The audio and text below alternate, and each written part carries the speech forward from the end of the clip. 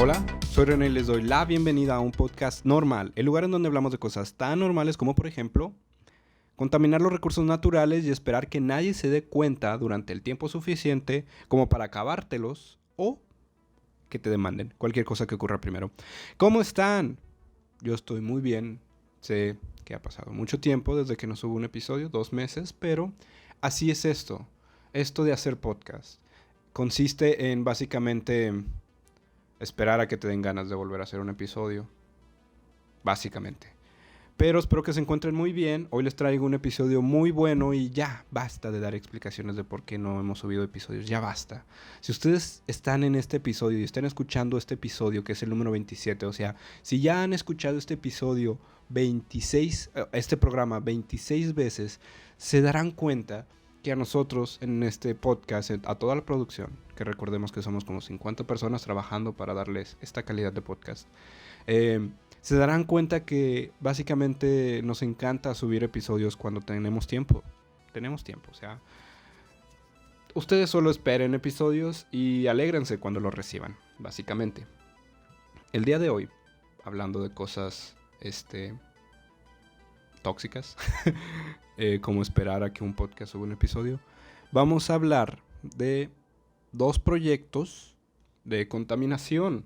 Como ya lo vieron en el episodio, básicamente son contaminación desastrosa, contaminaciones desastrosas. Muchas empresas, y como lo dice pues básicamente la frase de inicio, deciden contaminar los recursos naturales, saquear los recursos naturales, contaminar el medio ambiente y esperar a que nadie se dé cuenta por un tiempo suficiente como para que puedan acabárselos o que los demanden. Y pues básicamente ese es un gran resumen de lo que se va a tratar el episodio del día de hoy. Y es algo muy triste porque de lo que voy a hablar ocurrió hace básicamente 70 años y otro creo que ocurrió hace como en 20 años, 30 años y pues en realidad sigue siendo lo mismo. Es un tema muy controversial también porque creo que es de las cosas más difíciles de hacer, que es evidenciar que las empresas están haciendo un daño al medio ambiente y luchar contra eso. En realidad necesitas a un grupo muy importante o digamos grande de personas que estén a favor del medio ambiente para luchar contra estas empresas. O ver que estas empresas de hecho están matando a muchas personas y el gobierno diga, oye, ¿recuerdas ese soborno que me diste para que no dijera nada? Y olvídalo, mis votantes están muriendo. Este tipo de cosas tienen que pasar para que alguien haga algo, lo cual es muy triste. El día de hoy les voy a contar de estas 2 experiencias y la primera se le llama, o yo decido llamarle, el efecto Minamata. Minamata es japonés. Si alguien sabe japonés, disculpen, yo no sé hablar japonés. El 21 de abril de 1956, una niña de 5 años que se llamaba Tsukinaura, amaneció muy enferma, tenía convulsiones, dificultades para hablar y para moverse. La llevaron al hospital de Minamata. El hospital se llamaba el Hospital Chiso, que era perteneciente a una compañía del mismo nombre, que era propietaria de una fábrica en la ciudad de Minamata. O sea, había una fábrica súper chingona en Minamata, tenía un hospital, era el hospital de la ciudad, ahí llevaron a esta pobre niña. Y cuando la diagnosticaron los doctores se dieron cuenta que ella era el primer caso documentado de esta nueva enfermedad que denominaron la enfermedad de Minamata. Este día, el 1 de mayo, se diagnosticó como ya una, pues no epidemia, sino más bien se empezaron a diagnosticar más casos de enfermos por estas mismas síntomas. Fue cuando ya se le dio el nombre oficial de enfermedad de Minamata. Y entonces el director del hospital notificó a los servicios de salud, al gobierno básicamente, que había 4 enfermos, contando a la niña, que mostraban estos síntomas cerebrales, ¿no? De origen desconocido. No sabían por qué los tenían, pero todos estos síntomas que convulsiones, dificultades para hablar y andar y hablar o moverse, están relacionadas directamente con lo que pasa en tu cerebro.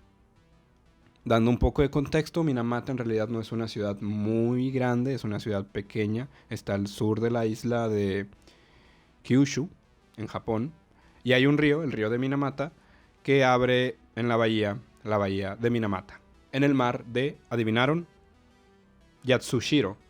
¿Qué pensaron? ¿Que se iba a llamar Minamata? Pues no, digo, al parecer en nuestro pueblo no tienen mucha originalidad con los nombres. Cuando inició esta enfermedad en el pueblo había 50,000 habitantes, más o menos.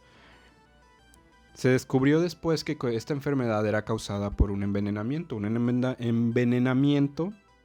asociado con grandes cantidades de consumo de pescado. Entonces la gente que consumía pescado empezaba a presentar esta enfermedad. Pero se cuestionaban por qué cuando comían pescados o marisco. Bueno, es porque el pescado que comían había estado contaminado con mercurio. Este pescado tenía mercurio, que el mercurio es, si ustedes lo recuerdan, es un elemento, es un metal líquido, pero en realidad es considerado un metal pesado. Entonces, pues si tú ingieres mercurio, digamos que lo tienes en tu cuerpo por ahí, ¿no? Entonces, tener mucho mercurio es malo en tu cuerpo. De hecho, no sé si tengamos mercurio, pequeñas cantidades. Según yo, no tenemos mercurio en nuestro cuerpo. Definitivamente tener algo de mercurio es malo, y si tienes mucho mercurio es mucho más malo. Es peor, vaya. Y los síntomas, pues como les digo, eran muy variados, ¿no? Los casos más grandes tenían que ver con problemas sensoriales, como les decía, no poder caminar, no poder hablar. Tus extremidades básicamente no funcionaban, perdías el equilibrio, no podías ver o tenías un campo muy reducido de visión. También auditiva, no podías escuchar, no podías mover los ojos, tenías temblores. Y en casos muy suaves, donde no estaban tan afectados, pues te dolían las articulaciones. Sentías que tenías como pinchazos, sí, como que te habían picado los brazos, fallos de memoria, insomnio, ese tipo de cosas. Y todo empezó unos 50 años antes. Bueno, más bien, todo empezó en los años 50, ¿sí? Esta enfermedad, como les digo, en el 56 empezó, y es que se había instalado al principio de los años 50 la empresa Chiso, que en ese momento tenía otro nombre, se le llamaba Nippon Nitrogen Fertilizer Corporation. Era una empresa que hacía fertilizantes, básicamente. En los años 50 se instaló ahí en Minamata, y ustedes conózcanla o recuérdenla como la empresa Chiso.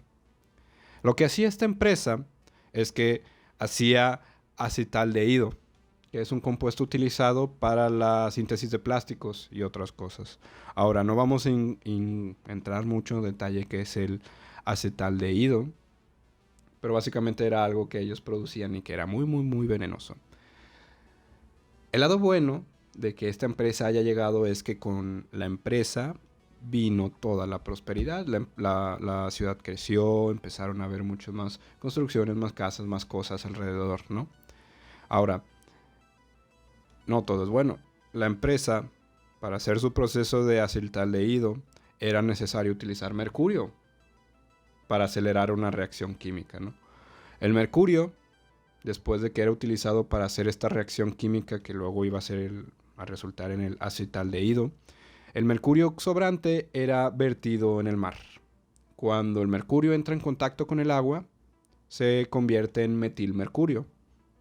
Y el metilmercurio es mucho más tóxico que el mercurio, y este mercurio en especial, el metilmercurio, sí es asimilado, entre comillas, por los organismos vivos. Definitivamente, si tú tomas mercurio te vas a morir al instante, pero hay otro tipo de mercurio que tu cuerpo digiere, entre comillas, o sea que sí lo puedes conservar dentro de tu cuerpo, no es que salga, simplemente está ahí y no te provee ningún bien.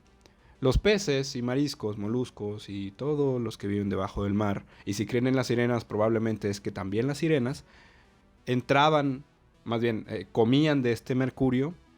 Los peces se morían, las algas no crecían, y pues los pájaros, aves, animales que comían de estos pescados también morían, ¿no? Fue entonces cuando se hicieron todas estas investigaciones que les estoy explicando, y la razón por la que sabemos que esto es lo que este era el proceso del metilmercurio, el cómo llegaba a los peces. Se dieron cuenta después que estos peces eran los que causaban la enfermedad de Minamata. Pero las autoridades, o sea, el gobierno, y las empresas, la empresa Chiso no dieron este dato como una posible razón de por qué esta gente estaba enferma. Para finales del 56, recuerden que empezamos a mitades de julio a mitades de julio, ¿cuándo fue? Perdón, en abril. Recordemos que el 21 de abril fue el primer caso de esta niña. Para finales del 56 ya había 54 casos reconocidos y ya habían perdido la vida 17 personas. Ya se había demostrado que la enfermedad estaba asociada al pescado y que a su vez el pescado era intoxicado por un metal pesado que les digo que es el mercurio. Aún así, el gobierno no prohibía la pesca ni el consumo de pescado. Toda la gente en el pueblo como quiera sospechaba que esta empresa, la empresa Chiso, era la responsable de la contaminación. Pero en ese momento y todavía en la actualidad es muy difícil probar, ¿verdad? O sea, es como, sabes que hay una empresa que contamina el río de tu localidad, sabes que todos esos químicos que no vas a encontrar en la naturaleza, en el ambiente, en la intemperie, están ahí, ¿verdad? Uno no va por la vida caminando y cae dentro de un río de metilmercurio porque la naturaleza es sorprendente, no, definitivamente no. Y no necesitas ser un genio para darte cuenta que si ponen una empresa y todos empiezan a mover alrededor, oye, es probable que la empresa sea la culpable. Pero necesitas pruebas para hacer eso. Y cuando le preguntaban a la empresa, que decía, no, no es cierto. O tal vez decían algo entre comillas, pero no toda la verdad. En el 58 se diagnosticaron más casos. Y justamente en ese año, en el 58, fue cuando Chiso incrementó la producción de acetaldehído. Pero lo que hicieron fue que para no generar estas sospechas, porque la gente ya empezaba a decir, güey, tú echas contaminación al mar, casualmente los peces salen envenenados y todos nos estamos muriendo, es tu culpa. Lo que decidieron fue cambiar el lugar de donde echaban pues sus desechos, ¿no? Cambiaron el punto de vertido. Al año siguiente, en el 59, nuevas personas se enfermaron donde habían cambiado el punto, ¿no? O sea, si lo hacían en una parte del mar o del río y la gente de esa localidad se enfermaba, decidieron hacerlo en otro río, ¡pum! La gente de ahí se enfermó. No necesita ser un genio y eso tal vez sea como el aprendizaje empírico de prueba y error. ¡Ey! Estos güeyes vierten su basura y la gente se está enfermando. Es evidente. ¿Qué otra prueba quieres? En el 59, estos grupos de investigación, que no mencionan quiénes son, pero imaginemos que son gente muy dedicada e interesada por la vida de los demás y del medio ambiente. Estos grupos de investigación en el 59 encontraron un máximo de 2 gramos por kilogramo de muestra en el punto de vertido de esta empresa. O sea, fueron a medir cuánto mercurio había en donde esta empresa echaba cosas al mar. Se dieron que por cada kilo había 2 gramos de mercurio, lo cual es un chingo, es mucho, o sea, no debería haber tanto. Cuando fueron a decirle a la empresa, oye empresa, Chiso, encontramos esto, ¿qué pedo? ¿Qué estás haciendo? La empresa dijo, no, oye, eso no puede ser posible porque de hecho nosotros ni siquiera echamos mercurio al mar. Jajaja, ¿cómo te quedó el ojo, eh? Y no digo ojo haciendo alusión a algún chiste racista. Pero sí, básicamente fueron con la empresa, intentaron decir, hey, tú estás vertiendo esto, nos estamos dando cuenta que estás echando mercurio y es como, no, no es cierto. ¿Qué es eso? Oh, y voltean y ya se fueron, ¿no? Básicamente es lo que hacen las empresas. Así que luego, los equipos de investigación que eran de la Facultad de Medicina, vaya, no se los mencioné ahorita, era la Facultad de Medicina de la Universidad de Kumamoto, fue cuando publicaron el informe de lo que habían encontrado. Y básicamente el informe decía, o las palabras más importantes de este informe era, la enfermedad de Minamata es una enfermedad del sistema nervioso que es causada por la alimentación con pescado y mariscos del área local. Ustedes ya saben eso. El mercurio ha llamado nuestra atención como la posible causa de la contaminación del pescado y el marisco. Ustedes ya saben eso. Pero en ese momento ellos no lo sabían. Entonces, esta universidad de medicina, la facultad de medicina de esta universidad, ya estaba encontrando conectando los hilos más bien, ¿no? El hilo negro, como se diga, vaya. Luego, esto fue en julio del 59. Un mes después, en agosto, la empresa respondió a este reporte o informe diciendo: la teoría del mercurio orgánico de la Universidad de Kumamoto es una especulación sin ninguna prueba y es irracional según el sentido común de la química. O sea, básicamente fue como: estás demente, eso no ocurre en nuestra empresa. ¿Quién más quiere trabajos? ¿Quién más quiere trabajar 12 horas, 18 horas y ganar una miseria? ¿Nadie? Básicamente eso fue lo que dijo la empresa. Güey, no la hagas de pedo, eso es mentira. En octubre, 2 meses después del 59, hubo un experimento en el hospital Chiso de Minamata. Este hospital que le pertenece a la empresa de Chiso. Le dieron a los gatos pescados que habían sido, digamos, encontrados en el área de vertido de esta empresa.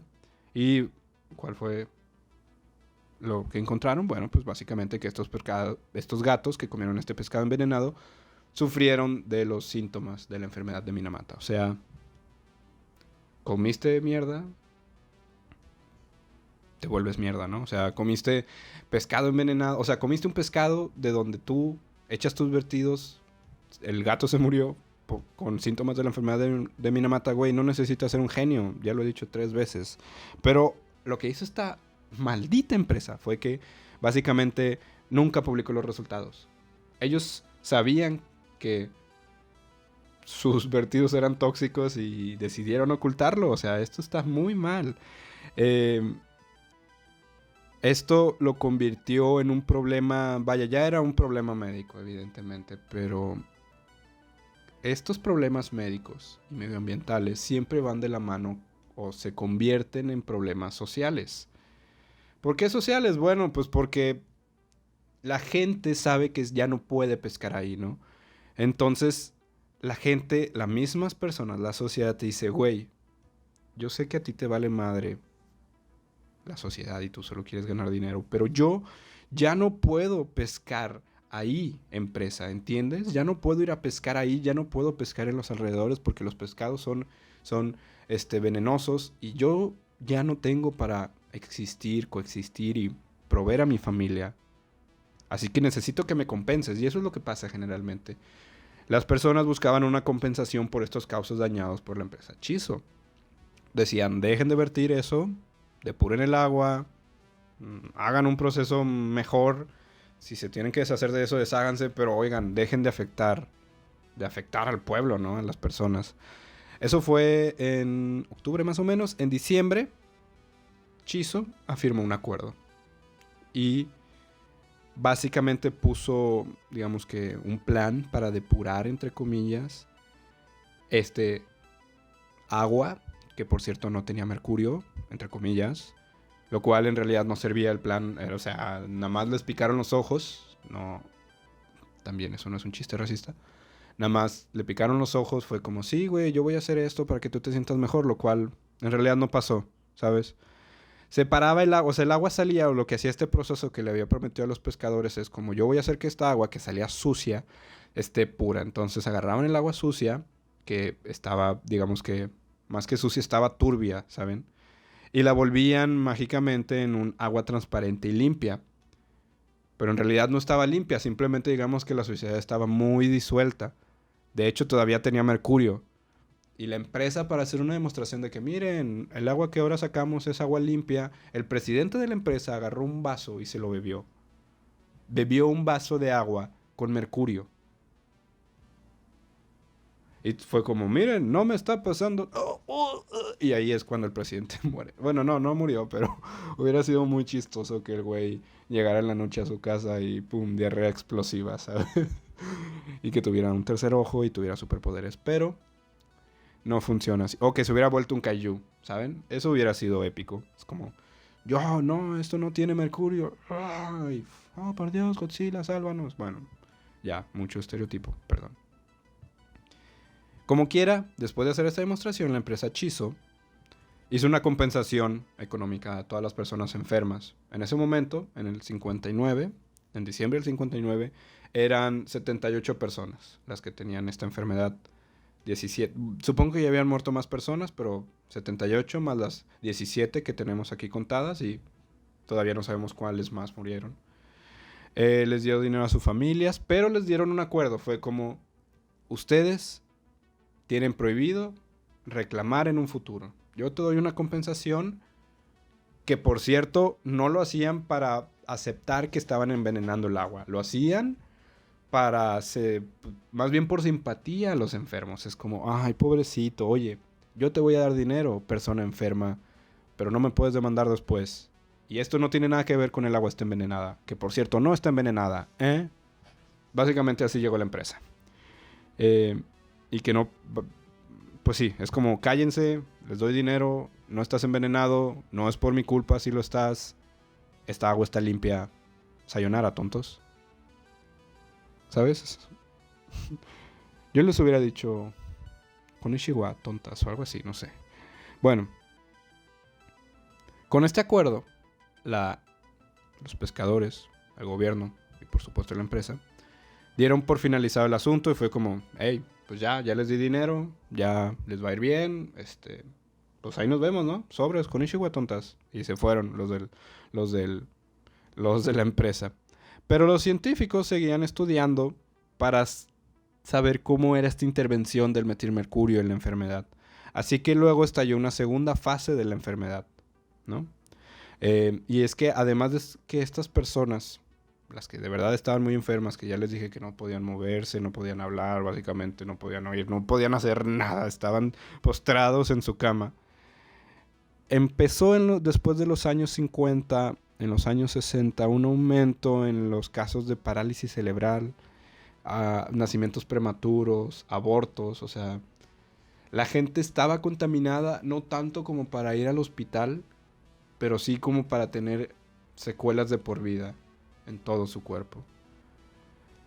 Y es que después en los 60, al inicio de los 60, 2 personas murieron, 2 mujeres muy jóvenes murieron y en la autopsia se dieron cuenta que los fetos estaban embarazadas, olvidé mencionar. 2 personas muy jóvenes embarazadas murieron en el 60 y 61 y se dieron cuenta que los fetos también murieron por la enfermedad de Minamata y los fetos también tenían la enfermedad de Minamata. Entonces, en el 62 se declararon 15 nuevos casos de parálisis cerebral, justamente por la enfermedad de Minamata. Y los empleados de Chiso, ya no los dirigentes, los directivos de Chiso, o sea, los empleados de Chiso habían encontrado metilmercurio en los procesos de síntesis del acetaldehído, o sea, los empleados ya sabían que es como, güey, aquí está el veneno, qué pedo, o sea, tenemos que hacer algo. Y la empresa es como, sí, yo mañana les digo a todos que acabas de resolver el problema, y la empresa no hacía nada, ¿sabes? En el 67, básicamente 11 años después, los investigadores consiguieron demostrar que había metilmercurio en el proceso que la empresa hacía. Y un año después, en el 68, el gobierno estableció que el metilmercurio era la enfermedad, o más bien era el causante de la enfermedad de Minamata. O sea, era algo que todo el mundo ya sabía. Se tardaron 12 años en hacerlo oficial, entre comillas, legal. Y es como, ya te puedo demandar porque básicamente tú estás haciendo esto, ¿saben? Lo cual es muy estresante porque Japón es una ciudad, un país de primer mundo donde uno esperaría que de verdad están buscando el bien de la sociedad, y obviamente no digo que son impunes a la corrupción y a los sobornos, pero yo esperaría que su cultura es más como, oye, pero esto no es lo correcto, ¿sabes? Y se tardaron 12 años, imaginen cuánto se tardarían, o cuántas historias no han salido en regiones donde la moral o la cultura no le da mucho peso a la moral o a las cosas buenas, ¿saben? O sea, de seguro hay muchas cosas que pasan en México, en Latinoamérica, de empresas que se están aprovechando y matando a gente.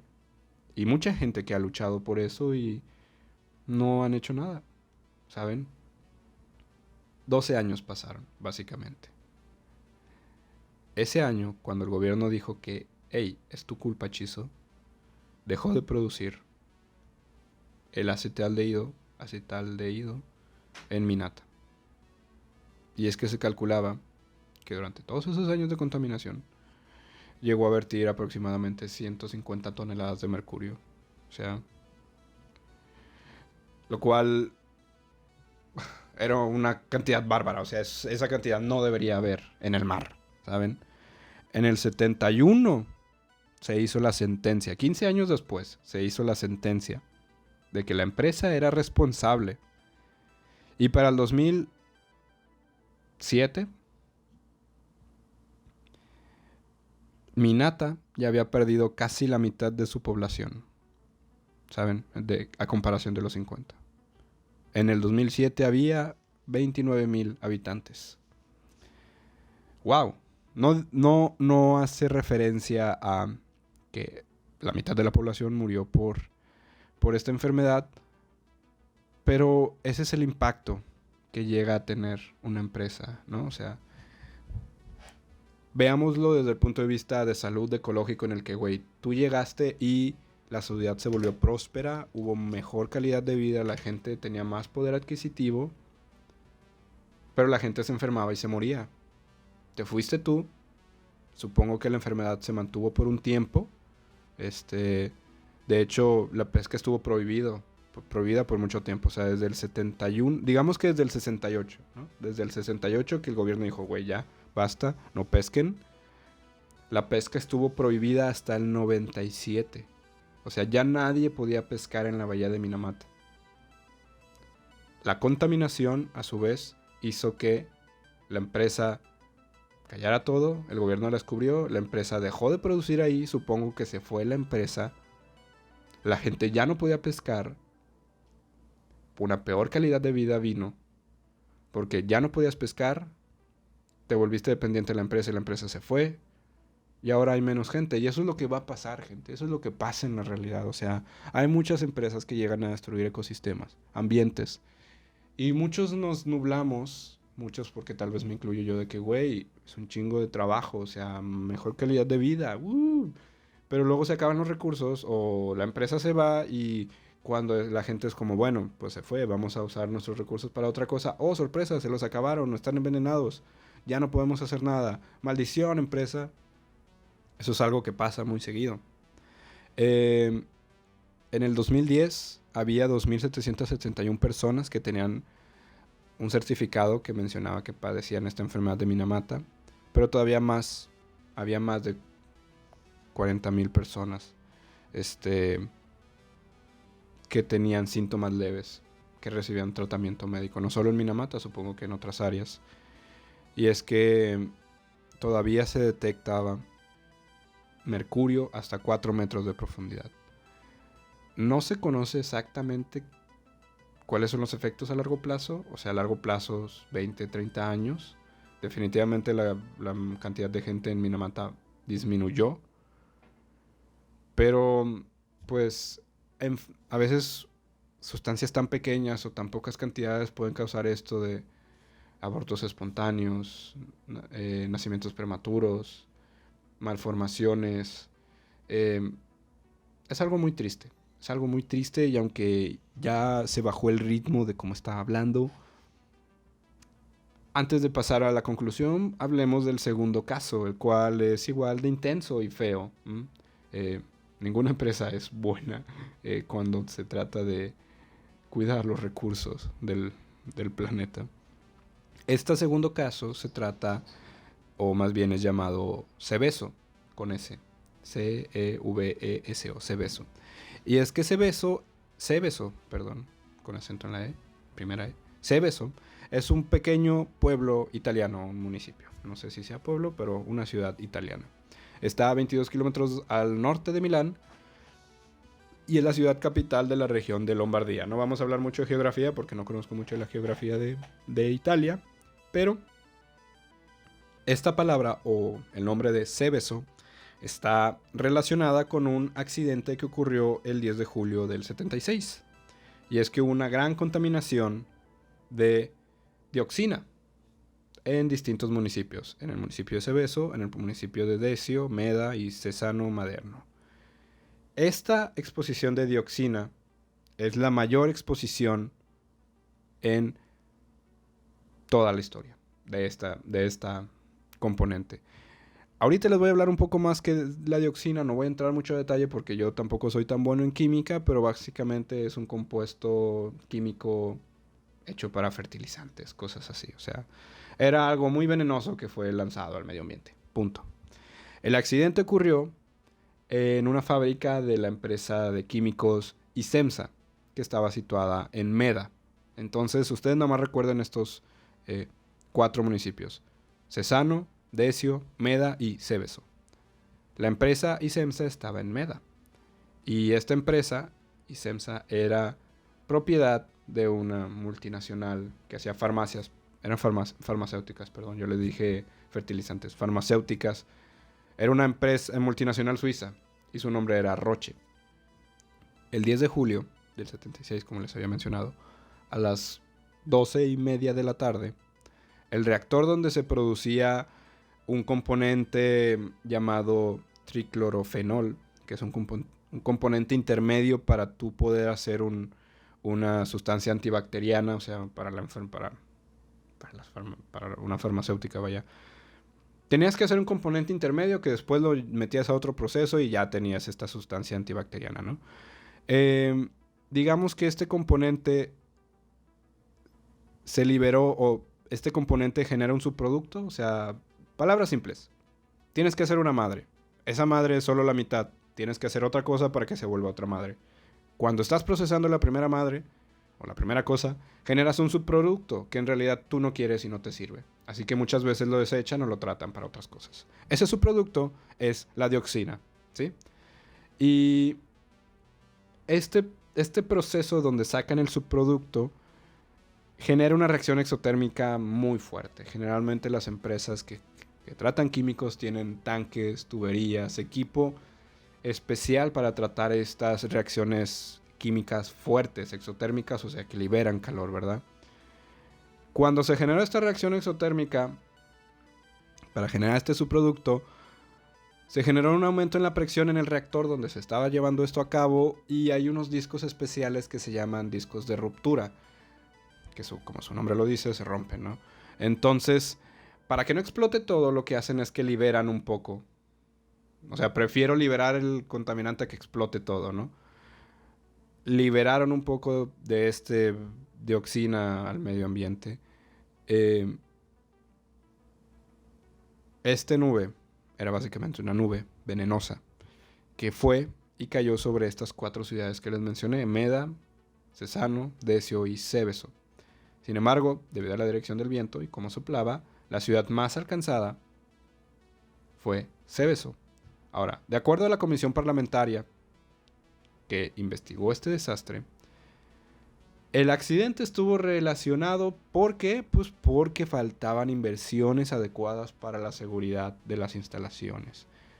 En otras palabras, la empresa sabía que no tenían los productos, las instalaciones adecuadas, y les valió madre, y debido a esto hubo una falla. Esta falla generó que una válvula básicamente se rompiera y se disparara este gas contaminante altamente venenoso a la ciudad donde viven miles de personas. Entonces, aunque ustedes piensen que las fábricas tienen todo bajo control, les sorprendería saber la cantidad de veces que las fábricas no tienen nada bajo control, y que las empresas prefieren no gastar en tu seguridad y en la seguridad de ellas mismas, sino en otras cosas más importantes, entre comillas. ¿Qué podría ser más importante que la vida y el medio ambiente de todos los demás? No sé, no me importa, soy una empresa multimillonaria muy rica.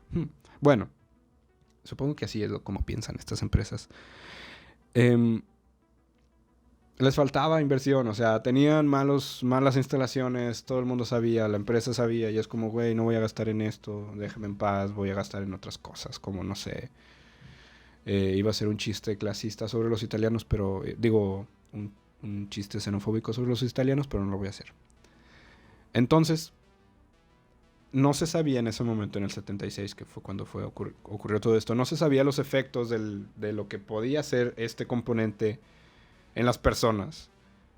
Solo en casos muy aislados de trabajadores que habían sido envenenados por este componente. No se sabía qué es lo que iba a ocurrir a largo plazo. No se sabía lo que iba a ocurrir en un área muy grande. Y no se sabía lo que iba a ocurrir en cientos de personas, ¿sabes? Entonces, esto era algo que nunca había pasado a nadie y nunca le había pasado a nadie y no sabían cómo tratarlo. Era básicamente una incertidumbre, o sea, es como, uy, no sé, o sea, me imagino así. No sé si alguna vez vieron la serie de Chernobyl en HBO, que está muy buena, y uno de los principales, el físico principal, le dice a uno del gobierno, es como, güey, nunca antes había pasado esto, o sea, nunca nos había pasado esto, no sabemos cómo tratarlo. Así es como me estoy imaginando a estos güeyes de que, no mames, o sea, que acaba de pasar, no sé cómo tratarlo. Y lo peor, o algo que sí definitivamente deberían hacerse de inmediato, es notificar a todo el mundo, aunque siempre está este debate de, güey, ocurrió esto.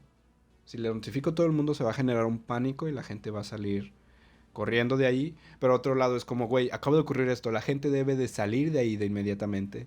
Pero no quieres generar pánico porque tal vez sea peor, pero qué tan peor o qué tan malo podría ser en comparación a hay un chingo de aire contaminado alrededor. ¿Saben? Uno necesita ser muy frío para manejar esto. La empresa no fue así. Más bien fue muy frío, pero en un sentido de no estoy viendo por tu bien, lo que estoy haciendo es ocultarlo todo. Y eso hizo la empresa. No reconoció la catástrofe de inmediato. No lo hizo. Y lo peor es que los habitantes de Seveso y de Meda, que era donde estaba la empresa, estaban acostumbrados a digamos que, olores malos por parte de la empresa. De hecho, se le decía a la empresa como la fábrica de los perfumes en un tono irónico, que buen humor italiano. Entonces es como, una nube radioactiva verde viene hacia mí. De seguro es martes, ¿sabes? Yo creo que ese era el pensamiento de la gente. Fue hasta el 19 de julio, y esto ocurrió el 10, o sea, 9 días después fue cuando la empresa básicamente anunció que había ocurrido un accidente, que había habido una fuga de dioxina y que deberían evacuar todos. O sea, es como, güey, acaban de pasar 9 días. ¿Sabes cuánto tiempo es eso en vida, perro? No lo sé, supongo que son como meses, pero o semanas. Pero es como, güey, llevamos 9 días alrededor de este gas altamente venenoso. ¿Qué estabas pensando, güey? O sea, 9 días. O sea, mis probabilidades de vivir ahora, ¿qué tanto han bajado? No sé, yo estaría furioso. O sea, fue como, oigan, liberamos esto, corran. Pero fue hace 9 días, lo siento, ¿eh? La buena noticia es que si alguien ya se murió, hay más espacio en el camión. Nada más, les juro que nada más faltaba que dijeran eso. O sea, se la bañaron. Y deja tú, el 19 fue cuando lo anunciaron, hasta el 24, o sea, todavía 5 días después. O sea, esta situación, digamos que no se manejó de la mejor manera. Lo bueno es que en Seveso, bueno, no lo bueno más bien. La evacuación comenzó el 24 de julio, o sea, 14 días después de que fue el accidente. O sea, 2 semanas después, 2 semanas estas personas estuvieron contaminadas en contacto con el dioxina. Comenzó la evacuación, 14 días después. 736 habitantes de Seveso y Meda fueron obligados a irse de sus casas. No se llevaron nada consigo, o sea, no te puedes llevar nada cuando son contaminaciones químicas. No sabes no sabes qué tanto absorbió tu cuerpo, pero también otras cosas. O sea, no sabes, los metales a veces tienden a atraer más cosas químicas. No sabes si los alimentos, no sabes si los árboles, no sabes si tu cama, no sabes si tu ropa lo tiene y no sabes cómo entra, qué es lo que le pasa a tu piel cuando está en contacto con esa ropa. O sea, la gente llegó, a 736 personas le dijeron, güey, súbete a este camión, no traigas nada, y se fueron. De esos 736, 200 ya no pudieron regresar a su casa. O sea, tuvieron que destruir las casas. Porque es como, güey, esta casa está demasiado contaminada. Se hizo una comisión especializada para, digamos que resolver o manejar esta evacuación, para limpiar estas zonas de riesgos, por así decirlo. Y se dividieron distintas zonas. Estuvo la zona A, donde estuvieron estos 736 habitantes. Fueron 108 hectáreas, que es una zona muy grande, es muy grande. Esa zona A fue la que fue evacuada, como les digo. Hubo una zona B con 4.600 habitantes. esa zona no fue evacuada. Ahora, lo curioso es que estas zonas, ustedes se preguntarán, bueno, ¿cuál es zona A, cuál es zona B? O sea, no era porque, es que hicimos un estudio sobre la propagación de esta nube química y vemos que según los vientos... No, claro que no, fue como, a ver, güey, de esta cuadra para acá es zona A, de esta cuadra para acá es zona B. O sea, si hay 3 metros de diferencia entre casa y casa, es como, güey, tú te salvaste, tú te chingaste. O sea, así. Y así fueron delimitadas estas zonas de riesgo. O sea, no por este estudio de las nubes, no, sino por límites administrativos. Es más fácil evacuar toda la zona A de 736 personas que toda la zona B. O sea, me vale madre si también les llegó la nube. Lo más probable es que sí. O sea, ¿cómo saben que por 3 metros de distancia o 2 metros de distancia de la separación de una casa a otra casa, cómo saben que esa casa sí está afectada y esa no? Claro que está afectada. Claro que sí. Malas decisiones, tanto de la empresa como del comité especialista, ¿verdad? Ahora, el tema escaló todavía más. Y es que entró, les digo, generalmente estos problemas medioambientales van muy de la mano o se vuelven problemas sociales, y muchos problemas sociales se vuelven problemas medioambientales. O sea, no puedes vivir uno sin el otro. Este problema se volvió un problema social. ¿Por qué? Definitivamente muchas personas se quedaron sin casa, tuvieron que ser movidas. Muchas personas, supongo que la empresa, no sé, tuvieron que dejar de trabajar por tanto tiempo. Las mujeres, hubo un caso, este caso se volvió muy, digamos que popular, porque el conflicto más grande no fue esto de la evacuación, fue el autorizar que las mujeres que estuvieran embarazadas abortaran. Y la despenalización del aborto en ese momento no estaba bien visto, ¿verdad? No lo mencioné, pero estas 2 ciudades, o más bien las 4 ciudades, pueblos, eran altamente católicas y altamente, estaban en contra del aborto, básicamente. O sea, y todavía la ley era como, bueno, te voy a dejar abortar, pero no por tu bien. Más bien, te voy a dejar abortar por tu bien, pero solamente si te encuentras al límite del 3er mes. Y por cierto, la sociedad te va a ver muy mal por lo que acabas de hacer, aunque técnicamente no es tu culpa. Así era, y la sociedad todavía es así, ¿saben? Lo que se decidió también es que la gente no opinara. O sea, la gente se le cayó, básicamente es como, güey, cállate, súbete al camión. Es como, mujer, estás embarazada, aborta, por favor. No hubo un consejo regional, no hubo alguien con el que pudieran rebotar ideas. Todas las decisiones estaban centralizadas. Todas, les digo, ya les mencioné como 2 consejos. Había muchos consejos en el que básicamente todo era cuestión meramente política de cómo vamos a manejar esta situación, ¿no? Aún así, había esta necesidad de que la población afectada tomara una decisión y se les escuchara y dijeran, oigan, ¿qué pedo? En estos años también había muchos movimientos sociales nacionales, entonces surgió un movimiento en torno a todo esto, ¿no? Se crearon comisiones espontáneas de la sociedad, básicamente.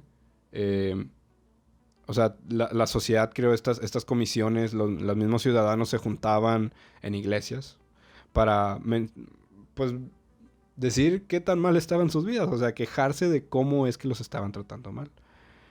Y generalmente esto se creó también por lo del aborto, o sea, fue como, güey, no me puedes obligar a abortar, está mal. Y otra cosa es como, no la puedes obligar a abortar, no porque no quieras, sino porque socialmente y católicamente eso está mal, ¿saben?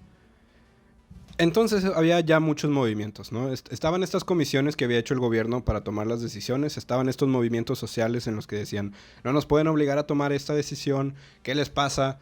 Todo concentrado en esto del aborto.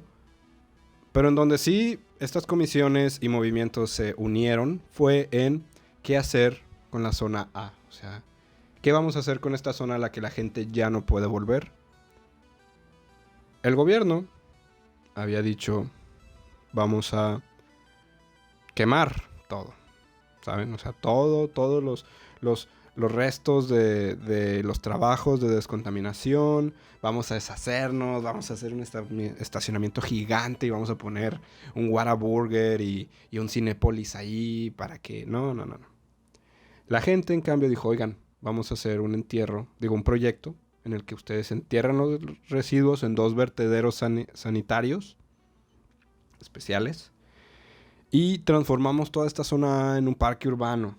¿Ven? O sea, por eso a veces... No por eso a veces. Necesitamos hacer este tipo de uniones sociales, gubernamentales, o sea... Y más si las decisiones son tomadas por pocas personas. O sea, no, debería haber unas propuestas que ayuden a todos, ¿verdad? Así que en el 81 y 84, entre esos 2 años, se crearon estos 2 vertederos especiales en la zona A. Se terminó de descontaminar toda la zona A en el 85, a finales del 85. Y se comenzaron estos trabajos de reforestación, creando un parque urbano llamado el Bosque de los Robles, que fue abierto hasta el 96. O sea, sí se tardaron bastantes años, ¿verdad? En el 2004 se inauguró una ruta llamada la Ruta de la Memoria del Bosque de los Robles, donde básicamente eran 11 paneles que contaban la historia del desastre y cómo surgió el origen del bosque. O sea, el bosque ya existía, lo hicieron un poco más bonito. Y se sabe que la recuperación ambiental de este error de la empresa fue todo un éxito. O sea, en materia ambiental fue todo un éxito el cómo se limpió y se recuperó la zona. Se limpió muy bien. En materia social fue un desastre. ¿Cómo vas a obligar a mujeres a abortar? ¿Verdad? O sea, ¿cómo vas a obligar a mujeres a abortar por algo que tú... O sea, el hecho de mira lo que una mujer o una persona embarazada tiene que hacer por tu mal manejo de las cosas, ¿no? Otros puntos importantes, sobre todo digamos, pues asunto. 1.600 personas fueron examinadas. Se descubrieron que 417 tenían una enfermedad cutánea llamada cloracné, que es básicamente, pues, más o menos como su nombre lo dice, ¿no? Era un acné muy fuerte en la piel. Esto debido a lo que se liberó. O sea, sí hubo personas afectadas. 417 personas presentaban un problema en la piel. 5 trabajadores de descontaminación contrajeron una enfermedad en el hígado porque no tenían la protección adecuada. 400 mujeres embarazadas de alto riesgo o catalogadas dentro del alto riesgo fueron sometidas al aborto, que en ese momento era ilegal en Italia, pero fueron autorizadas a hacerlo. Lo cual aquí, esto digamos que fue lo que más hizo que esto creciera, como ya les dije. O sea, debates muchas cosas, ¿no? O sea, no dejas que estas mujeres aborten. Las obligas a abortar no porque ellas estén decidiendo, sino porque básicamente sus bebés pueden nacer muy mal. O sea, con muchas enfermedades muy graves. Esto no lo hacen porque ellas quieren, sino porque es una de las decisiones que se tomaron un grupo de, supongo que hombres blancos y ninguna mujer. Eso es lo que yo estoy esperando, que es como, güey, vamos a hacer que esto hagan las mujeres, porque a nosotros no nos importa. El gobierno italiano hizo un préstamo muy grande, 40 billones de liras. En ese momento la moneda de Italia no era el euro, era lira. Para hacer todo básicamente toda esta limpieza. Un dato muy interesante. Bueno, otro de los datos es que 3.300 animales que habían sido abandonados fueron encontrados muertos porque toda la flora, la fauna estaba contaminada, básicamente. 80.000 animales, aparte de esos 3.000 que fueron encontrados muertos por la intoxicación, fueron sacrificados. O sea, el daño económico en comparación de cuánto te hubiera costado haber tenido bien las instalaciones, a cuánto te está costando todo esto. O sea, indemnizar a las personas, que fueron como 20 millones de liras. El préstamo o sea, más 40 millones de liras para toda la limpieza, el hacer todos estos sacrificios. O sea, a las empresas también se les tiene que exigir. Y hay, o sea, hay organismos que van a las empresas y ven que estés trabajando en condiciones saludables, buenas entre comillas, pero también hay empresas que les vale madre y trabajan muy mal. Y algo que alguna vez me dijeron en una empresa en la que yo estuve trabajando es, muchas de las reglas de seguridad existen porque alguien ya lo sufrió. ¿Saben? No usan la lógica como esto podría pasar si... No, es como, esto le pasó a un güey, ponla como regla. Muchas, y les sorprendería saber la cantidad de cosas que así es como deciden crear planes de contingencia. Es como, un güey un día le cortaron la mano por esto, vamos a poner una guarda para que nadie meta la mano. Es verdad. O sea, y les aseguro que muchas empresas químicas empezaron a tener una mejor seguridad industrial debido a este ejemplo, al menos en Italia, ¿verdad? Y algo que es, y les quiero mencionar algo muy importante, es que el director técnico de ICMESA y el director de producción fueron arrestados porque sabían que la empresa estaba mal, que la seguridad industrial no era la adecuada. Y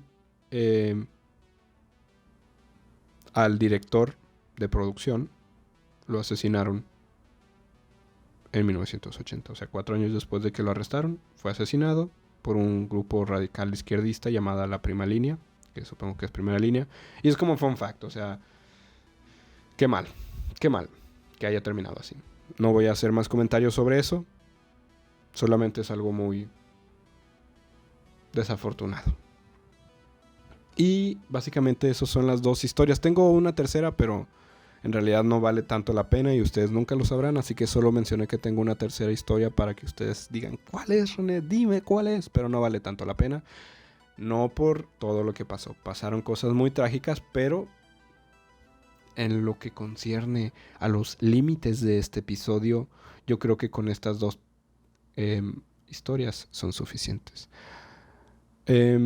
Algo de lo que sí quisiera hablar es sobre el racismo ambiental, que básicamente es un término para describir la injusticia ambiental, en el que básicamente como minorías son sometidas a una exposición de contaminantes o se les niega acceso a recursos naturales que pues ellos mismos tienen, como aire limpio, agua o cosas, ¿no? O sea, beneficios ecológicos. Y esto incluye en cosas más complejas, en ejemplos más exactos, puede ser residuos tóxicos, como el caso de Minamata, en contaminación por extracción de recursos, inundaciones, carencia de bienes, exclusión a la toma de decisiones, como en este caso el de Seveso, y pues no poder acceder a sus propios recursos naturales. O sea, ya que les digo este término del racismo ambiental, en el que básicamente muchas minorías no pueden tener acceso porque alguien más llegó a robarla, es como, hey, este tema es muy interesante. O sea, yo podría tener un episodio completo, otro episodio de 1 hora en el que nada más hable de cómo es que a mucha gente se le está quitando sus recursos, pero luego también es como, o lo voy a mencionar nada más así para dejarlo sobre la mesa. Definitivamente es muy malo que a un grupo se le quite los recursos naturales que le pertenecen a todos, ¿verdad? O sea, que una empresa privada robe estos recursos. Pero luego entran temas como, bueno, esta empresa, digamos, del país X acaba de venir a mi país, que no es de aquí, a robarme todos estos recursos. Yo debería estar usando mis propios recursos, ¿no es? Entonces te llevas a la empresa extranjera y pones una empresa nacional en la que aprovechas tus propios recursos, pero luego resulta que esta empresa nacional es la que está saqueando los recursos de todos los demás y no está siendo justa y está contaminando y está aplicando este racismo ambiental a las minorías, al pueblo de donde muchas personas tomaban estos recursos y en realidad no se los estás compartiendo. Entonces existe voy a mencionarlo, falso nacionalismo o este nacionalismo en el que no hay que permitir que otros países vengan a quitarnos nuestros recursos, pero luego llega una empresa nacional a quitarnos nuestros propios recursos y obviamente a no aprovecharlos, o sea, más bien no permitir que los demás lo hagan, ¿no? Y hay un caso muy concreto en Monterrey, vaya, no hay agua. No digo que las empresas dejen de hacer agua. No digo que las empresas dejen de utilizar agua para sus procesos. Lo que digo es, ¿qué tanto dejamos que las personas utilicen sus propios recursos? ¿Qué tanto nosotros como personas individuales, minoría, usamos nuestros recursos? ¿Los sabemos utilizar? Esa es otra pregunta importante. O sea, ¿por qué no cuestionar los dos lados? Ok, tu empresa poderosa, te estás aprovechando de los recursos. Te los doy. Imagínate que un día llega una empresa y te dice, güey, tómalos todos. Aquí tienes 10 millones de litros de agua, úsalos. ¿Qué van a hacer las personas? No vamos a hacer nada. No sabemos qué hacer con tanta agua. No sabemos qué hacer con tantas cosas. No estoy en contra de que se utilicen los recursos naturales. Para eso están, para aprovecharlos. Definitivamente me gustó mucho lo que hicieron estos italianos, ¿no? La resolución de italianos de un movimiento social, un movimiento en el que nosotros podamos hablar con las personas que sepan aprovechar los recursos, cómo nos pueden servir a nosotros. Definitivamente ir, en el caso de Monterrey, a extraer agua a muchos lados y que ahora ya nadie tenga agua no es una solución. El preservar los recursos naturales, el dejar que la naturaleza crezca, el limitar dónde puedes construir casas, el usar todas las casas viejas y abandonadas y hacerlas habitables. Esas son buenas acciones. ¿Sé cómo hacerlas? No, definitivamente no sé cómo hacerlas. Y muchas de las personas que se quejan que no hay agua y que el gobierno no está haciendo nada tampoco sabe cuál es la solución. Tal vez si nos juntáramos todos a platicarlo y proponer una solución, hey, esas sí son acciones que al menos nosotros, la minoría, podemos hacer. Yo opino, ¿verdad? O sea, sé que si alguien escucha esto y dice, René, eres un pendejo, todo lo que acabas de decir está mal. Es como, bueno, está bien. Está bien, al menos lo pensaste. Al menos te di la idea para que te enojaras y empezaras a argumentar el por qué lo que estoy diciendo está mal. Y ya comenzaste a pensar, persona que me está escuchando. Espero que les haya gustado este episodio, se me hizo muy interesante. Es algo muy triste. Estamos más cerca de ser refugiados por una crisis climática a hacernos millonarios. Y eso es muy triste. Así que tal vez después haga otro episodio sobre sequías, porque al menos en Monterrey hay una sequía, y cómo es que tal vez en México en unos 5 años ya no tengamos agua y sea muy difícil existir sin agua. Espero les haya gustado, no se depriman, piensen, no dejen que nadie les robe sus recursos y aprovechenlos, porque si no alguien va a llegar a aprovecharlos. Espero que se encuentren bien, síganme en Instagram en @podcast.normal. Síganme, en YouTube, búsquenme como Soy Francisco René, ahí están los videos, en Spotify, cualquier plataforma de podcast, ahí van a encontrar un podcast normal. Voy a subir más episodios, ahora sí se los prometo, ya tengo una lista de 5 o 6 episodios para grabar, solamente es cuestión de que me siente a grabarlos, ya grabamos el primero, y la idea es llegar a muchos episodios. No digo que hagamos 1000 episodios, pero vamos por la primera meta de 50 episodios. ¿Qué les parece? Cuando tengamos 50 episodios, veremos si el podcast continúa o pasamos a otro proyecto. Qué bueno que me han escuchado. Espero que se encuentren muy bien donde sea que estén escuchando esto. Nos vemos la próxima. Bye.